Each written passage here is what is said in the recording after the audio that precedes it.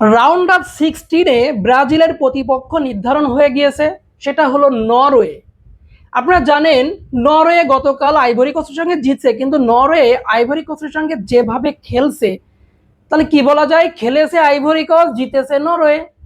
আমাদ কি অসাধারণ গোল দিলেন, যদিও এদিকে নুসা একটা ভালো গোল দিয়েছিলেন, নরওয়ের নুসা। এখন আর্লিং হাল্যান্ড একটা গোল দিয়ে ম্যাচটা জিতালেন। এই আর্লিং হল্যান্ড কিভাবে গোলটা দিলেন? আপনারা জানেন যে তিনি ডি বক্সে ম্যান মার্কিং এর বাইরে ছিলেন এবং ফাঁকা স্পেস পেয়ে তিনি বলটা পাওয়ার সঙ্গে গোল দিলেন। কি মানে ছোট্ট একটা টাচে উনি হয়তো ভেবেছিলেন যে গোল হবে না, তারপরে গোলটা দিয়ে দিলেন। এখন এই জায়গাটায় যেটা বলতে চাচ্ছিলাম যে ব্রাজিল খেলছে জাপানের সাথে। জাপান কেমন খেলছে?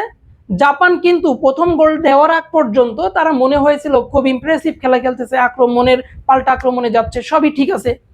কিন্তু এই জাপান যখনই গোলটা দিল, সেকেন্ড হাফে এসে তারা ডিফেন্সিভ খেলা শুরু করলো, মনে হলো 11 জন মিলে ডিফেন্স করতেছে।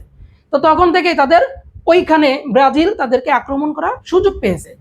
তো নরওয়ে কিন্তু এই কাজটা করবে না। নরওয়ে কি করবে? নরওয়ে হচ্ছে ওপেন ফুটবল খেলবে, তার মানে আপনি আমাকে গোল দিতে পারেন, বাট আমি আপনাকে গোল দিয়ে দেব। এই নরওয়ের কাজটা ওইটাই। আর এই গোল দেওয়ার নেতৃত্ব দেন হচ্ছে এর্লিং হল্যান্ড। আপনি আর্লিং হল্যান্ডকে কখনো দেখবেন না যে তিনি মাঝমাঠের নিচে এসে বল রিকভার করতেছে, তিনি দেখবেন মাঝমাঠের ওই পাশে থাকেন। তার মানে ওই আর্লিং হল্যান্ডকে ঠেকানোর জন্য আপনার হয়তো বা গ্যাব্রিয়েল মাগালেস আছে, কিন্তু আপনি এক মাগালেসের উপর ডিপেন্ড করেই তো আর্লিং হল্যান্ডকে ওখানে রেখে দিয়ে বাকি সবাইকে নিয়ে জাপানের ডিবক্সে যেমন অ্যাটাক করছিলেন ওরকম করতে পারবেন না। তার মানে ব্রাজিলকে দেখে শুনে বুঝে এখানে খেলতে হবে। ওপেন ফুটবলের এই একটা ঝামেলা ব্রাজিল পড়তে যাচ্ছে।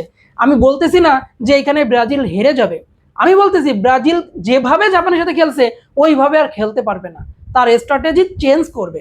যেখানে কার্লো আনচেলত্তি আছেন তিনি অবশ্যই ভালো বোঝেন। একটা ইতিহাস জানেন তো যে নরওয়ের সাথে ব্রাজিল কখনো জিততে পারে নাই। দেখা হয়েছে 4বার, নরওয়ে জিতছে 2বার, আর ব্রাজিল জিততে পারে নাই, বাকি 2বার ড্র হয়েছে। তাহলে ব্রাজিলকে জিততে হলে ওই ইতিহাসটা পাল্টাইতে হবে। তার মানে জিতলেই ইতিহাস ভেঙে যাবে, আর ইতিহাস পাল্টাইতে হলে জিততে হবে, তাই তো? সুখবর হলো রাফিনিয়া তিনি সুস্থ হয়ে গিয়েছেন, তিনি ট্রেনিংয়ে অংশ নিয়েছেন। তাহলে এখন স্কোয়াডে কি কোনো পরিবর্তন আসবে? রাফিনিয়া কি রায়ানের জায়গায় নামবেন? কার্লো আনচেলত্তি কি উইনিং কম্বিনেশন ভাঙবেন? আমরা গত ম্যাচেও দেখেছিলাম যে তিনি উইনিং কম্বিনেশন ভাঙেন নাই, তার ফলস্বরূপ জাপানের সঙ্গে জিতে পারছে, নেইমারকে লাগেই নাই। তাহলে এই ম্যাচেই কি তিনি রায়ানকে বসিয়ে ওখানে রাফিনিয়াকে নামাবেন? অথবা লুকাস পাকেটা তো উনি অসুস্থ হয়ে গিয়েছেন, উনি আর মনে হয় না এই ওয়ার্ল্ড কাপে খেলতে পারবেন, তাহলে নেইমারকে কি ওখানে নামাবেন?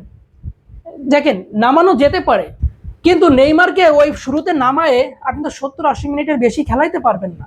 কিন্তু ম্যাচ যদি এক্সট্রা টাইমে যায়, পেনাল্টি শুট আউটে যায়, তখন ওই নেইমারকে তো প্রয়োজন হবে আপনার। তাহলে নেইমারকে এই কার্লো আনচেলত্তি কখনো স্টার্ট করাবেন না। দেখা গেল রায়ানকে ওখানে খেলিয়ে রাফিনিয়াকে তিনি নিচে খেলাচ্ছেন, হইতেই পারে, বলা যায় না। গত ম্যাচে যেমনটা দেখেছিলাম যে ক্যাসিমিরোকে তুলে নিয়ে কাকে নামালেন? ক্যাসিমিরোকে তুলে নিয়ে নামালেন এনরিককে। এনরিক কোথায় খেলেন? ফরওয়ার্ডে। ওই ফরওয়ার্ডে থেকেই তার ওই একটা পাস মনে আছে কিনা, যে এনরিক যখন ওই লাস্ট গোলের আগেই বলটা লুজ করলেন, জাপানের ডিফেন্ডারের পায়ে তিনি কিন্তু একটু জোরে ধাক্কা দিয়ে বলটা রায়ানের কাছে দিলেন, আর রায়ান সেটা ফেরত দিলেন ব্রুনো গেমারেসের কাছে। ব্রুনো গেমারেস সেটা পেয়ে কাকে দিলেন আপনারা সবাই জানেন, বাকিটা ইতিহাস। ভালো থাকবেন সবাই, দেখা হবে পরবর্তী ভিডিওতে। আল্লাহ হাফেজ।